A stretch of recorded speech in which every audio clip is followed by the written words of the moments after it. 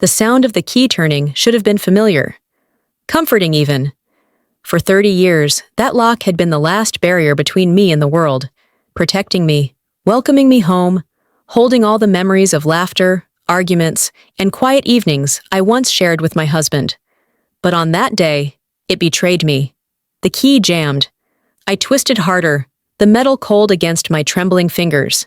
Then I realized it wasn't the lock. It was the bolt. Someone had slid it across from the inside, from my house. I knocked softly at first, thinking it was a mistake. The wind carried my voice, fragile and broken. "It's me. Open the door." No answer. I knocked harder, each thud echoing in the silence of the neighborhood. The porch light flickered above me, as if mocking my desperation. Then I heard it. Steps. Slow, deliberate steps approaching the door. And then her voice. My daughter's voice. "Go away, Mother. You don't belong here anymore." Those words cut deeper than the shovel that had buried my husband just hours earlier. The funeral was still fresh in my mind. My hands still smelled faintly of the roses I had laid on his casket. My black dress still clung to my skin with the weight of grief. And yet, here I was, on the outside of my own home, begging for mercy from the very child I had once carried in my arms. I pressed my forehead against the door, whispering through the wood. "Sweetheart, it's me. Please don't do this. I need to sit down. I need to breathe." Silence. Then the faint click of footsteps retreating. The door remained shut. I staggered back, staring at the windows. My husband's favorite chair was visible through the living room glass. I could almost see him sitting there, smiling, telling me to come in, to rest. But he was gone. And now, so was my place in this home. Neighbors peeked from across the street. I could feel their eyes on me, pity, curiosity, maybe even judgment. My cheeks burned. How could I explain that my own daughter had locked me out on the very day we buried her father? I sat on the porch steps, hugging my coat tighter. The night air was sharp, biting, heavy with unanswered questions. What had I done to deserve this? Was grief enough to twist love into cruelty? Or had this been building for years, hidden beneath the surface, waiting for the perfect moment to strike?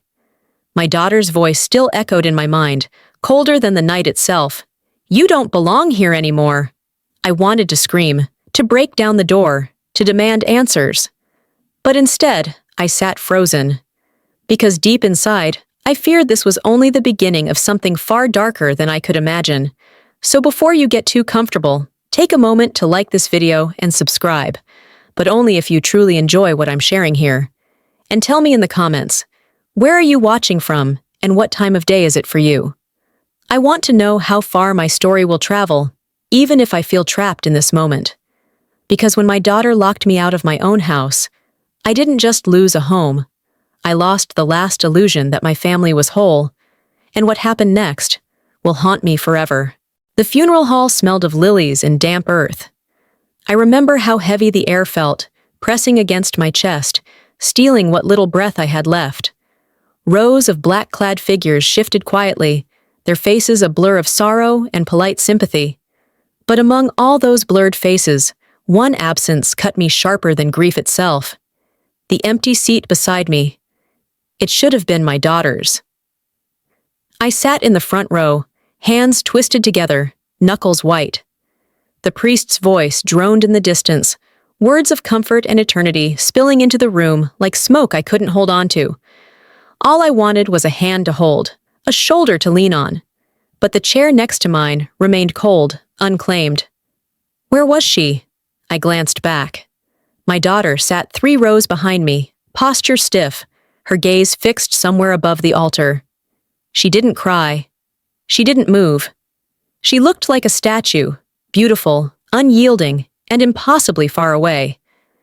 And in that moment, I felt more alone than I had at the graveside. People came to me afterward, pressing my hand, whispering, "Stay strong." But their condolences slid past me, meaningless, because the only comfort I wanted was the one person who should have been there, my daughter. When the coffin was lowered, I reached for her instinctively, desperate to cling to what family I had left. But she stepped back, just slightly, enough that my hand closed on air, enough that I felt the invisible wall she was already building between us. At the wake, I tried again. I sat at the long table, surrounded by murmurs of neighbors and distant relatives. The chair to my right remained empty, while my daughter sat across the room, laughing softly with someone I barely knew. It wasn't just distance, it was defiance. Every time our eyes met, she looked away first. Not with sorrow, but with something colder. Something I couldn't name yet. And when I asked her softly, "Why didn't you sit with me?" she gave a smile that wasn't a smile at all. "Mother, people were talking. It seemed better this way." Better this way. Better than sitting with me. Better than grieving with me. Better than being my daughter in the one moment I needed her most. I tried to swallow my hurt. I told myself she was young. She was grieving too, that everyone mourns differently. But deep inside, a small voice whispered, "This isn't just grief.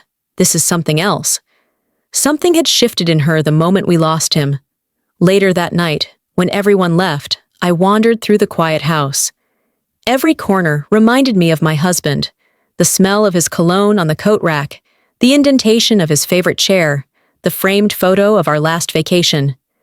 I reached for the photo, tracing his smile with trembling fingers. And then I saw it again.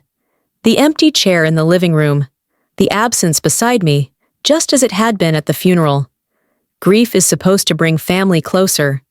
But with every glance, every silence, every cold shoulder, my daughter drifted further away. And I had no idea why. But soon, I would. And the truth would break me more than death ever could. 3 days after the funeral, I found myself in a lawyer's office. The room smelled of polished wood and dust, the kind that settles over secrets kept too long. Heavy curtains muted the afternoon light, casting everything in somber shades of gray. I sat stiffly in the leather chair, my black dress wrinkled at the knees.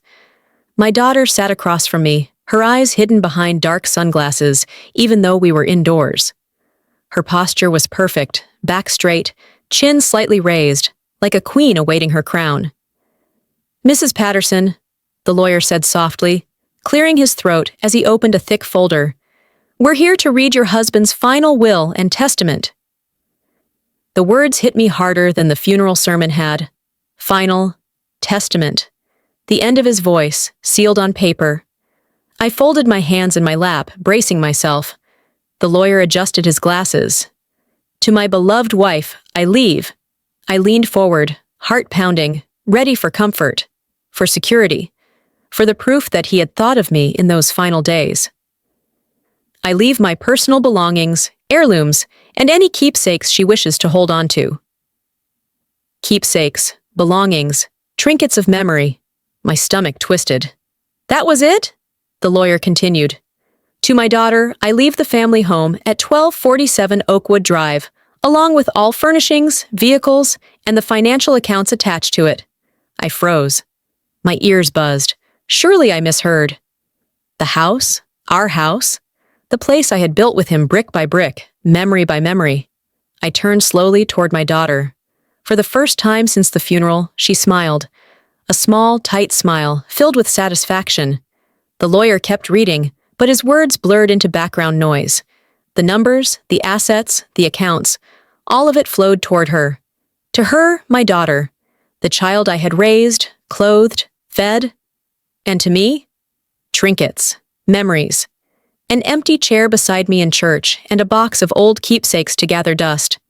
My heart raced. Had my husband truly wanted this? Had he thought I didn't need the house? That I didn't need security? That I was replaceable? Or had my daughter whispered in his ear during those final months, feeding him words I never heard? The lawyer closed the folder with a soft thud. That concludes the reading.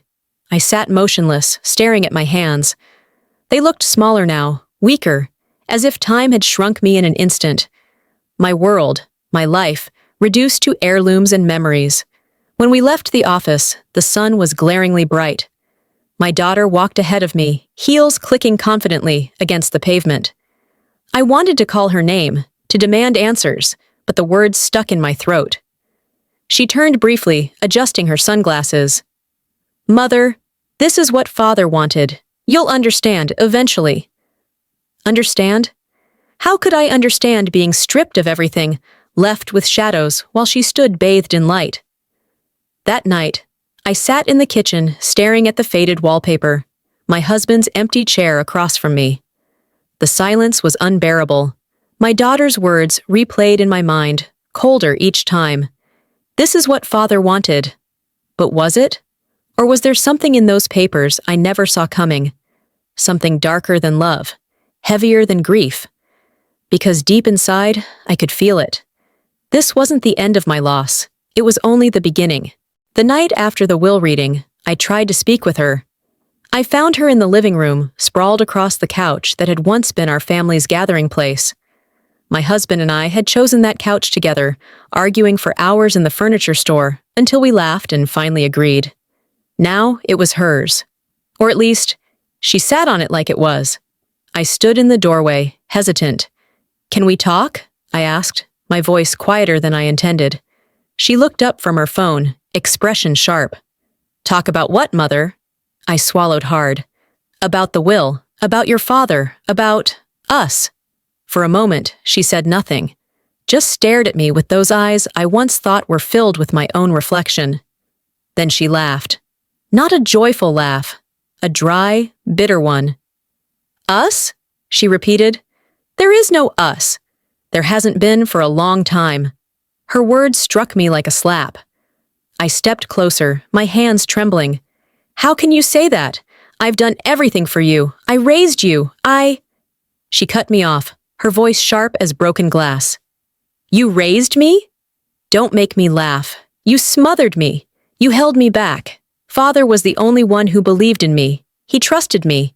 That's why he left me everything." My chest tightened. "That house is mine too. It's where I raised you, where I lived with your father for decades." "No," she interrupted, standing now, towering over me. "It's mine, legally, and you need to accept that. You don't belong here anymore, Mother." The word mother came out like poison, dripping with resentment. I stumbled back, heart pounding in my ears.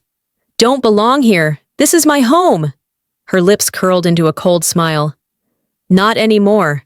You're just a burden now, a reminder of weakness. Father may not have seen it in time, but I do. You cling to the past like it's going to save you. It won't." I wanted to scream, to shake her, to make her remember the nights I stayed awake when she was sick, the sacrifices I made so she could have every opportunity. But the words wouldn't come, because deep down, I realized something terrifying. She meant every word. Her contempt wasn't a phase. It wasn't grief. It was conviction. And as I stood there in my own living room, feeling like an intruder, I understood. I hadn't just lost my husband. I was losing my daughter too. I whispered, more to myself than to her. "How did we come to this?" She turned away, her voice low and cold. "Because you were never enough." Those 4 words cut deeper than death. I fled to the kitchen, clutching the counter to keep myself upright.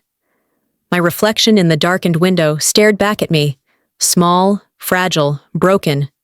I pressed my hand to the glass, as if searching for a way out of the prison my own child had built for me. And in that moment, I knew the worst was still yet to come. I woke up before dawn, the house eerily quiet. For years, that silence meant safety. My husband humming in the kitchen, my daughter still curled up in bed. But now silence meant something else. Exile inside the walls I had once called home.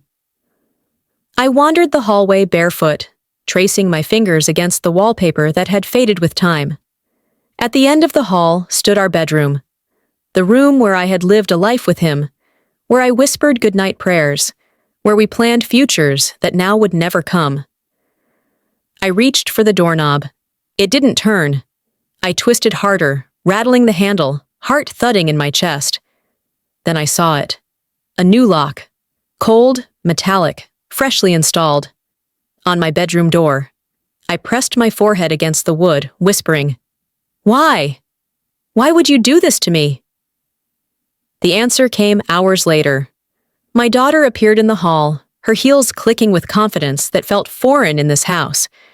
She held a mug of coffee, sipping casually, as though nothing were out of place.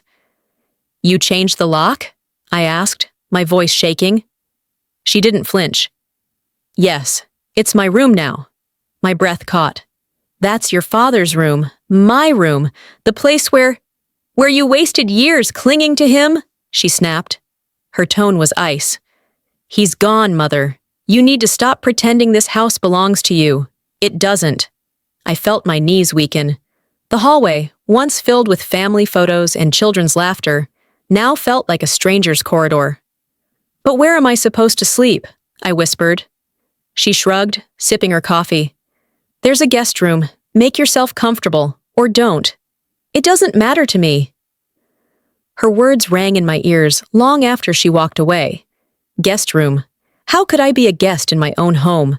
I crept into the small room at the far end of the hall.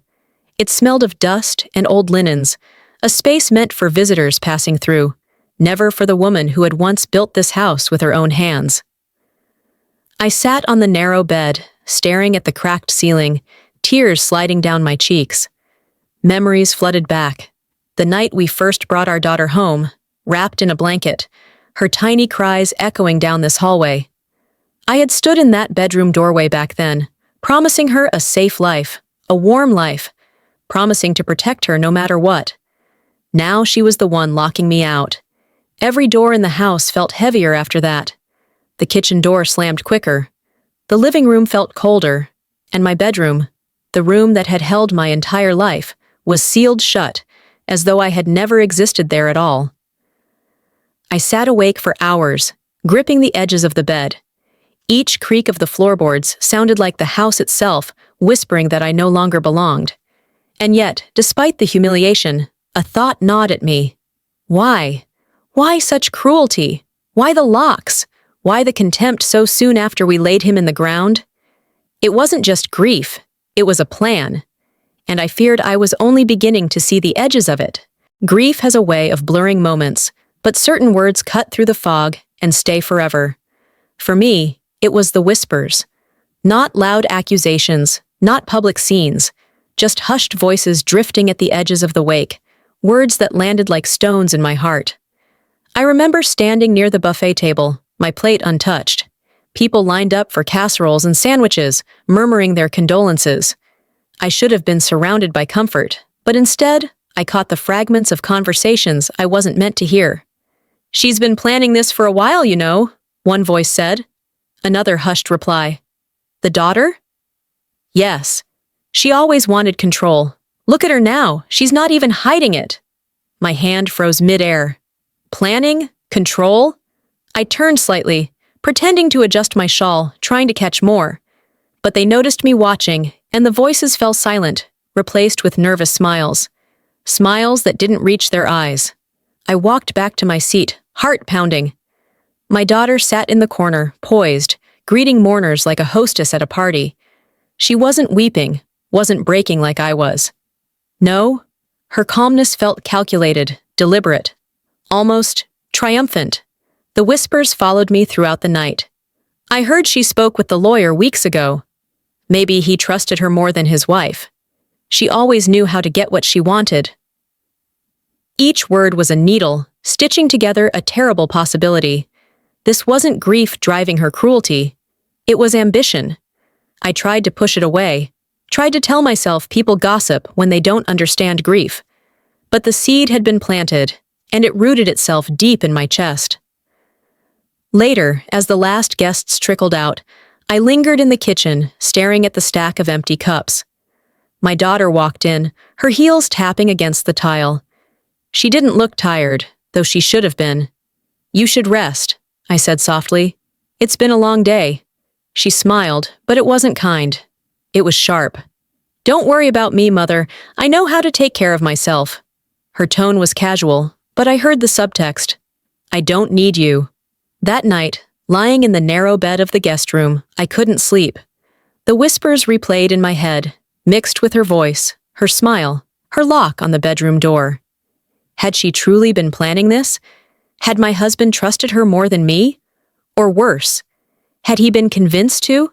I stared at the ceiling until morning, listening to the house creak, listening to the silence between the walls. And for the first time, I wondered if I had been living with a stranger all along. The daughter I thought I knew might have been gone long before her father. It was the third evening after the funeral when the knock came. I had been sitting at the small kitchen table, staring at an untouched cup of tea, when the sound startled me. Sharp, intentional, not the kind of knock you mistake for the wind. My daughter was out. Where, I didn't know. She had taken to disappearing for hours, returning with that same cold detachment, as if each day she drifted further away from me. So when I opened the door, I braced myself for her. But it wasn't her. It was Mr. Grayson, my husband's oldest friend. A tall man with tired eyes and a face lined from years of carrying too many secrets. He removed his hat respectfully, nodding.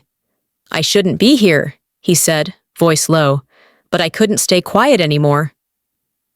My heart skipped. "Come in."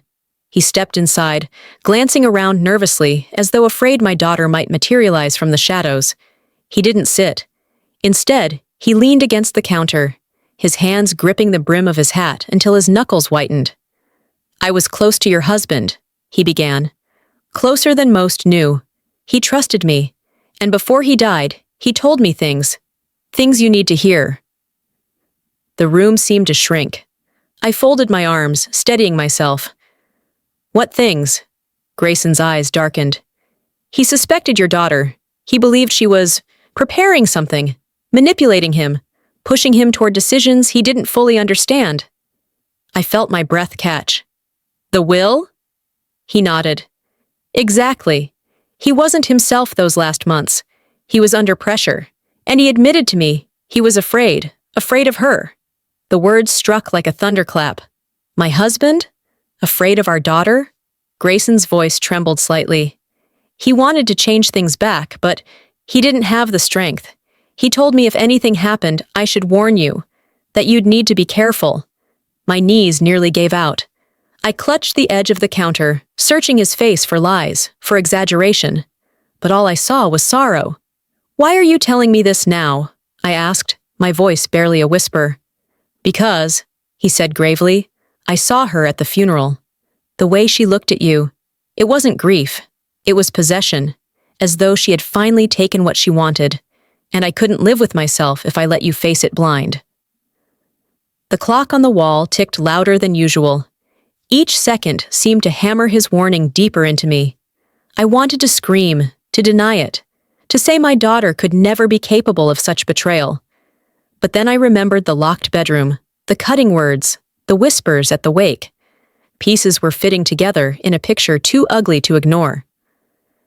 Grayson placed a hand on my shoulder, his voice softer now. "Be careful, Eileen. She's not the little girl you remember. She's something else now."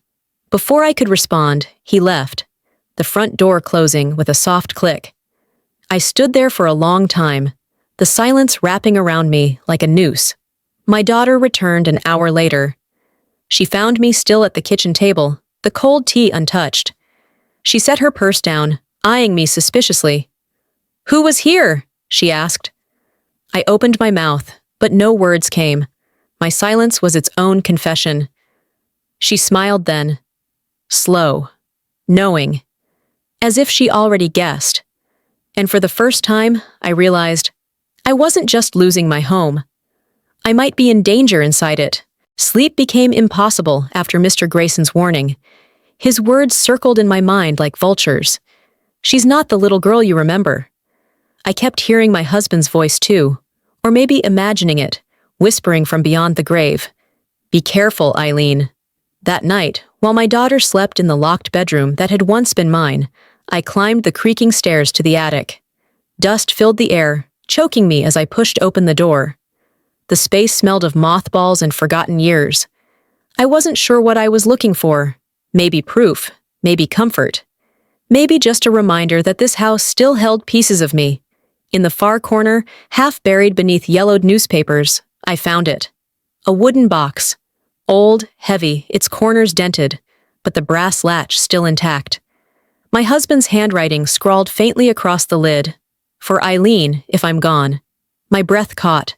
My hands trembled as I unlatched it. Inside lay stacks of letters, some tied with twine, others loose. There were documents too. Bank statements, receipts, a folder thick with legal papers. I pulled one out, squinting at the faded ink.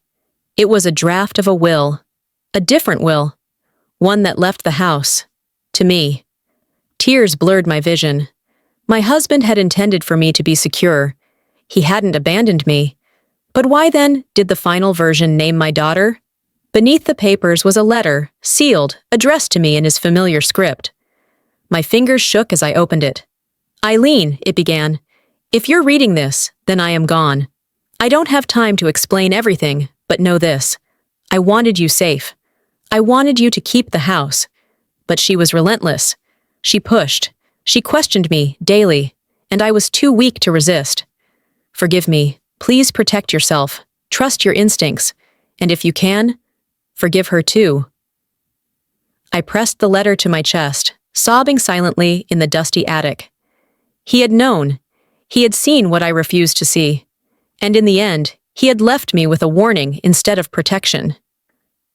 The floor creaked suddenly below. My daughter's voice drifted up the stairs. Mother? What are you doing up there? I stuffed the papers back into the box, shoving it beneath a pile of old blankets. My heart raced as her footsteps echoed closer. I was just looking for old photo albums, I stammered when she appeared at the top of the stairs. She narrowed her eyes, scanning the attic as though she could see through every shadow. Then she smiled faintly, that cold smile that no longer resembled the child I once knew. Be careful, she said softly. The attic can be dangerous. You wouldn't want to fall. Her words lingered in the air like a threat. That night, I lay awake in the guest room, clutching my husband's letter under my pillow. I had proof now, proof that he hadn't abandoned me, proof that she had cornered him, broken him down. But the question clawed at me. If she could manipulate her father into rewriting his will, what else was she capable of doing? And would I survive finding out? The house felt smaller every day. The walls, once filled with my husband's laughter, now pressed against me like a cage. My daughter's footsteps echoed with authority, each one reminding me that I was no longer the mistress of this home, but a tolerated shadow. So when Mrs. Langley from across the street invited me for dinner, I accepted. I told myself it was just a meal. But the truth? I was desperate. For warmth, for voices that didn't slice me open, for a chair that didn't feel borrowed. Her house smelled of roasted chicken and fresh bread, aromas that tugged at memories of my own kitchen when life was whole. The table was set neatly with mismatched plates, candles flickering softly. I felt a lump in my throat before I even sat down.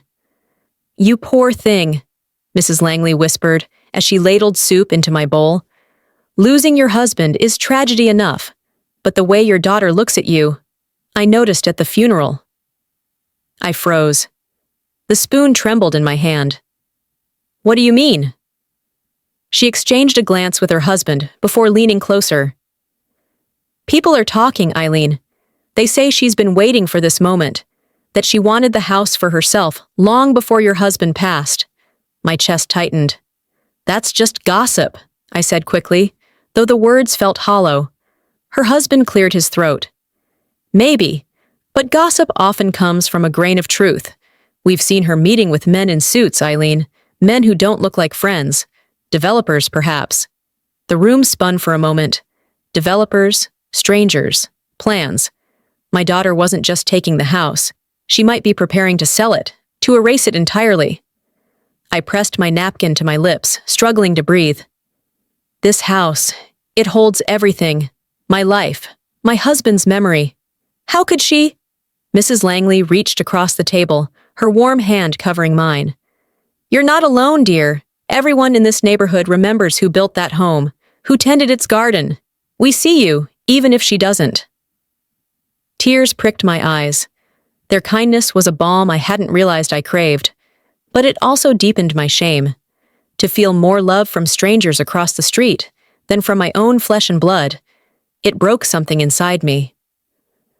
As I walked home that evening, the night air cold against my cheeks, I saw the house from a distance. The porch light glowed like an eye, watching me, judging me. It wasn't my house anymore. It was hers. When I stepped inside, my daughter was waiting in the hallway, her arms crossed, her gaze sharp. "Dinner went well?" she asked, her tone edged with suspicion. "Yes," I replied softly. She tilted her head, studying me. "Be careful who you talk to, Mother. People love to fill your head with nonsense. You wouldn't want to start believing lies." Her words were honeyed, but the warning underneath was unmistakable. That night, lying in the guest bed, I stared at the ceiling and asked myself, were they lies? Or were the strangers across the street showing me more truth than my daughter ever would? The morning sun filtered weakly through the guest room curtains when she knocked on my door. Not gently, firm sharp, a demand, not a request. "Mother," she called, her voice calm in that chilling way. "We need to talk." I rose slowly, every muscle stiff from another night of restless sleep. When I opened the door, she stood there with a folder tucked under her arm, her hair neatly pinned, her expression unreadable. "In the kitchen," she said simply. I followed, my bare feet brushing the cold floor, my stomach twisted with unease. On the table lay a stack of papers, neatly arranged, a pen placed deliberately on top. "What is this?" I asked, though my heart already knew the answer. "Legal documents," she said, sliding the folder toward me. "Property rights. The bank needs clarification. It's just a formality." A formality. The word slithered into my ears like a lie dressed in silk. I glanced at the first page. Dense paragraphs, legal language thick as fog. Words about transfers, rights, ownership. My eyes caught a phrase, full relinquishment of claim. My breath hitched. "I don't understand," I whispered. She leaned closer, her perfume sharp, suffocating. "It means what it says. Father left me the house, but paperwork can be messy. This will keep things clean. No confusion, no delays. Sign it, and everything will be easier." Her smile was practiced, but her eyes betrayed a flicker of impatience. My hands trembled as I set the paper down. "But if I sign this, I have nothing." She tilted her head, her tone turning sharper. "You already have nothing, Mother. You're living here out of my kindness. You should be grateful I haven't asked you to leave." The words hit me like a punch. My throat burned. "Your kindness?" "Yes," she snapped. "Don't pretend this is your house anymore. It isn't. Father wanted me to have it. You're just clinging to something that doesn't belong to you." I felt the room tilt. My chair scraped as I pushed back, shaking my head. He wanted me safe. "He told me." Her eyes narrowed. "Told you what?" The letter from the attic pulsed in my mind, my husband's handwriting etched into my memory. "I wanted you safe," but I bit my tongue. If she knew I had it, she'd take that too. "I won't sign," I said softly, forcing the words through the lump in my throat. For a moment, silence. Then she laughed, low, bitter, humorless. "Don't be dramatic. You'll sign. If not today, then soon. Because, Mother, you don't have a choice. Where else would you go?" Her words lingered, cold and final, as she gathered the papers back into the folder. She left them on the counter like bait, the pen balanced neatly on top. All day, I avoided the kitchen, the weight of those documents pressing into me even from another room. By evening, I walked past and saw her watching me, waiting, confident. And I realized then, it wasn't just about property, it was about control, about erasing me, piece by piece, until I disappeared entirely.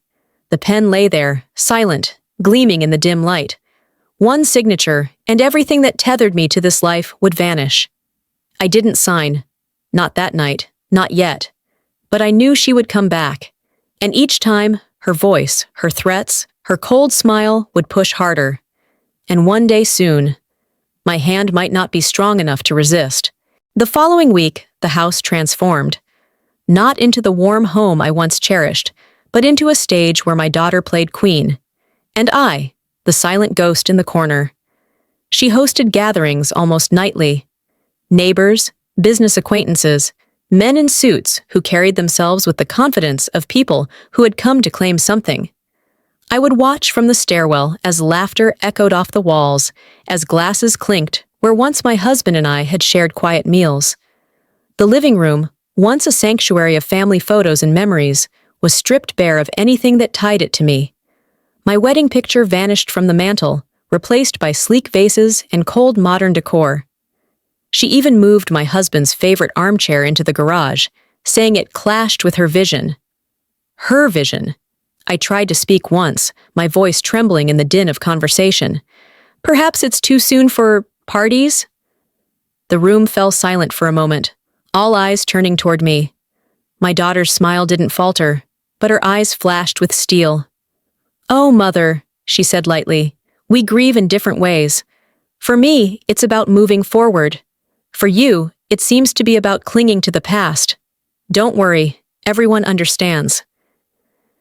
The laughter resumed, louder than before, but I caught the glances. Pitying, condescending, as though I were some fragile relic best kept hidden. So I stayed silent. I became invisible in my own house, drifting through hallways like a ghost, while she entertained in the rooms I had once filled with love. My footsteps grew quieter, my presence smaller.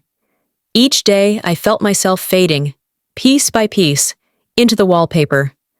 But silence has its own power. From the shadows, I listened.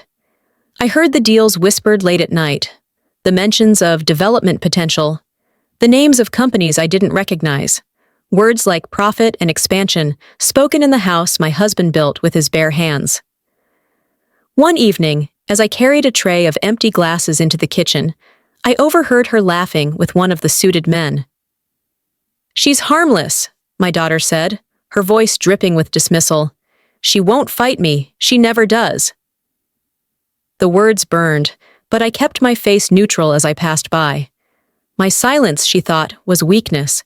She didn't realize it was survival. I sat in the dark that night, clutching my husband's letter from the attic, my one lifeline. He had known. He had seen her ambition, her hunger. And now I was living in the shadow of her triumph, silenced not by choice, but by necessity. Every smile she flashed to her guests, every glass she raised in toast, was another victory. And every word I swallowed, every protest I buried, was another brick in the wall she built between us. But silence doesn't last forever. It festers, it grows, and one day it demands to be broken. It was Mrs. Langley again who came knocking, this time during one of my daughter's many evenings out. The house was quiet, the smell of her perfume still lingering in the hall, when the doorbell rang. I opened it cautiously, and Mrs. Langley stepped inside, her eyes darting nervously toward the street, as though she feared being seen. She clutched a folded newspaper in one hand, her voice hushed. "Eileen," she whispered, "I need to tell you something, and you mustn't let her know it came from me."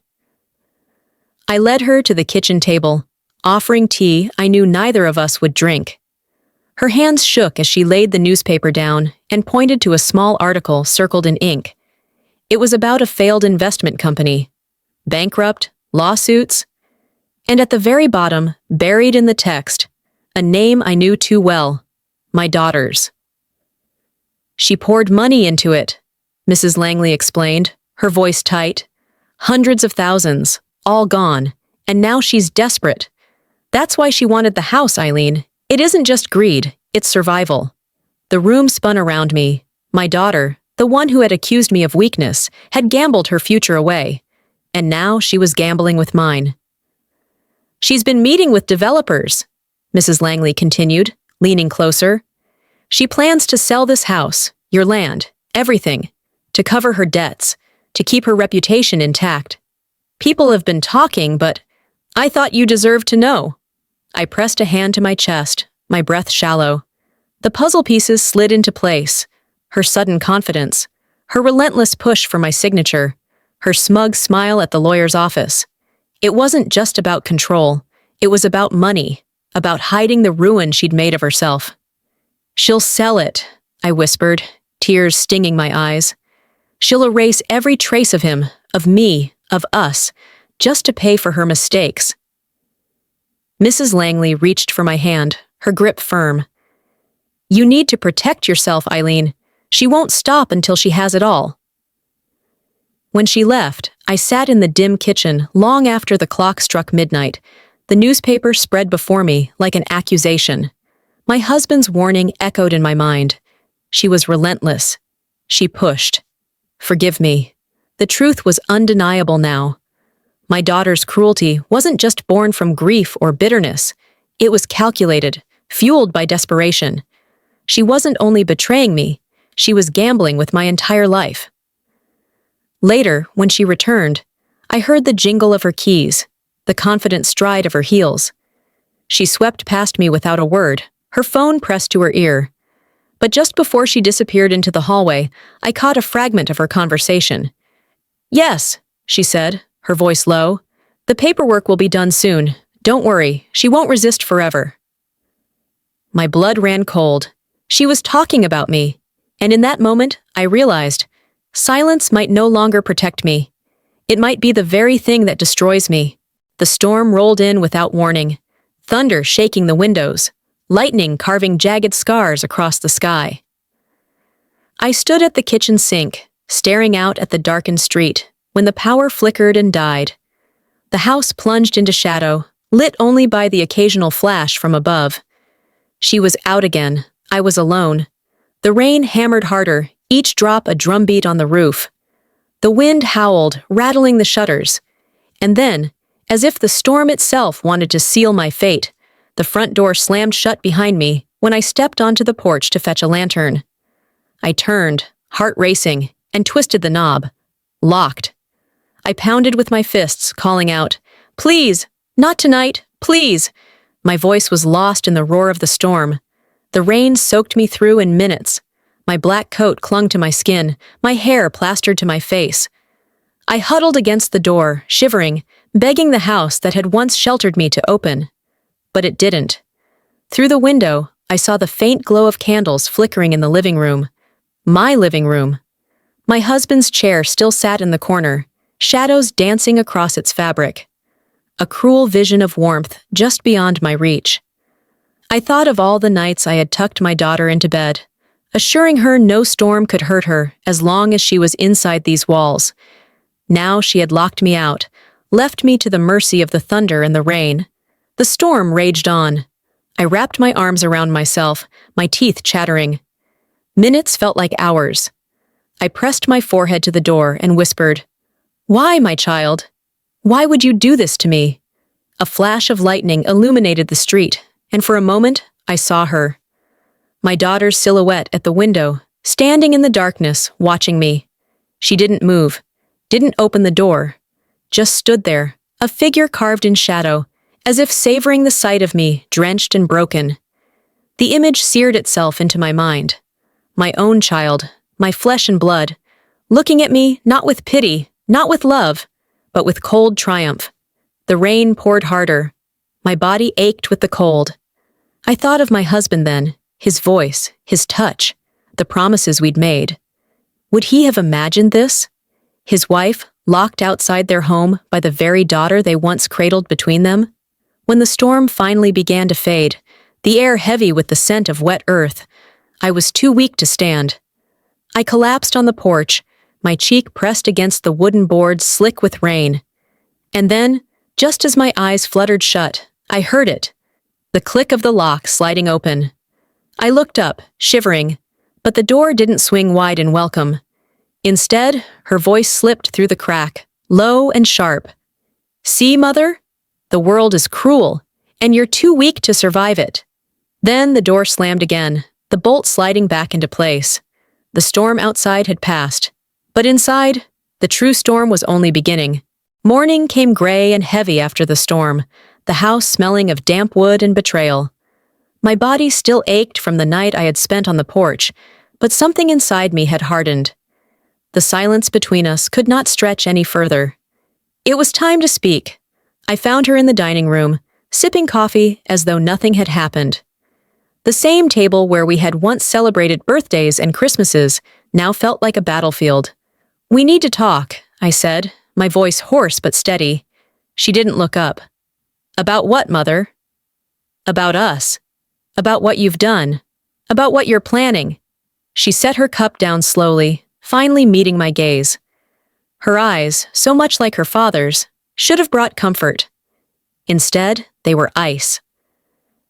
"You think you know me?" she said softly, almost mocking. "But you don't.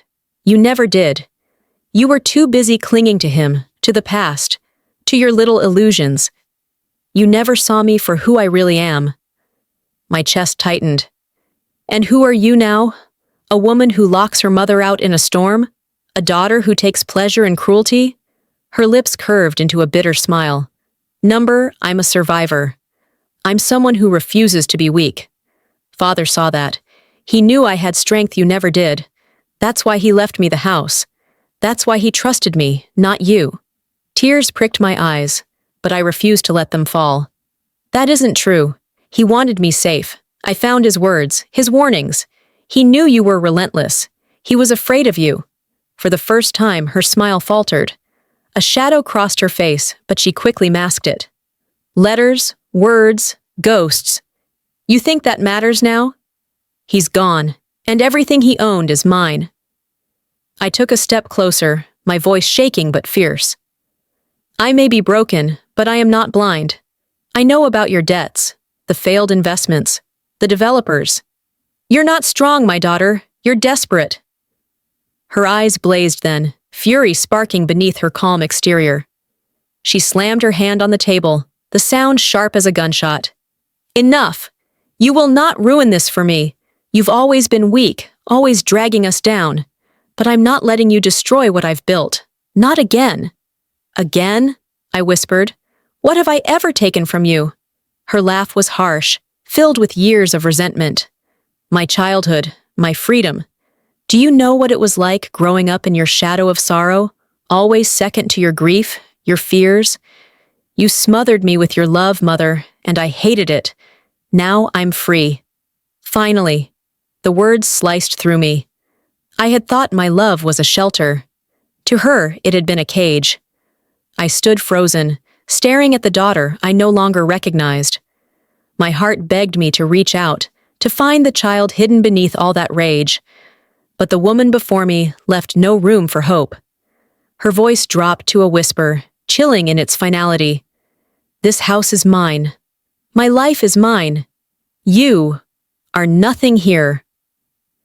I stepped back, the weight of her words heavier than the storm that had drenched me. The last thread between us snapped in that moment. There would be no reconciliation, no forgiveness, only silence, and the echo of love twisted into something unrecognizable. And as I turned away, I understood. My husband's death had not left me alone. My daughter had finished the work. I left the dining room in silence. Her words trailed behind me, like smoke that clung to my skin. "You are nothing here."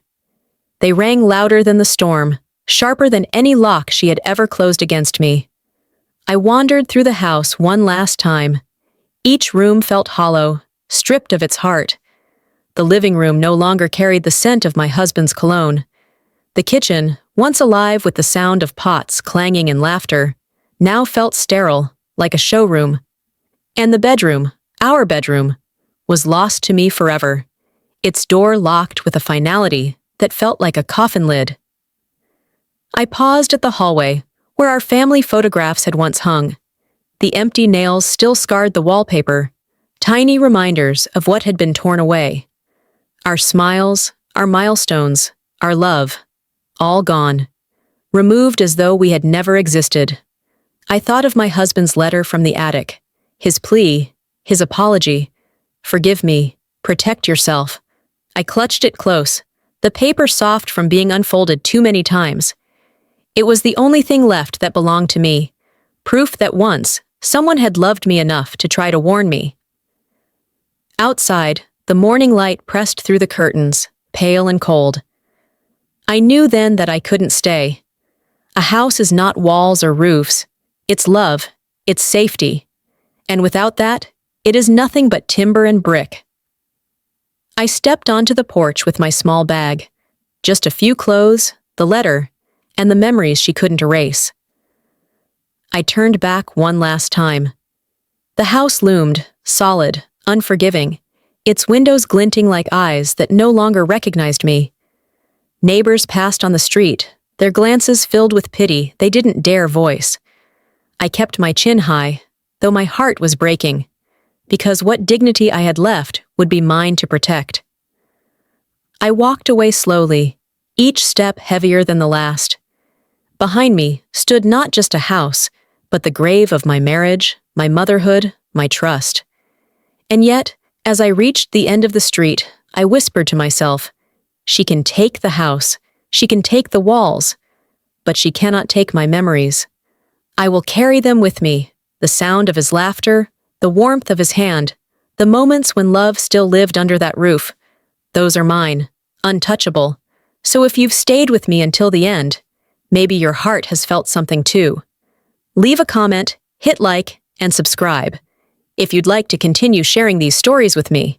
Because sometimes the saddest truth is this: the house may stand, but the family inside it does not.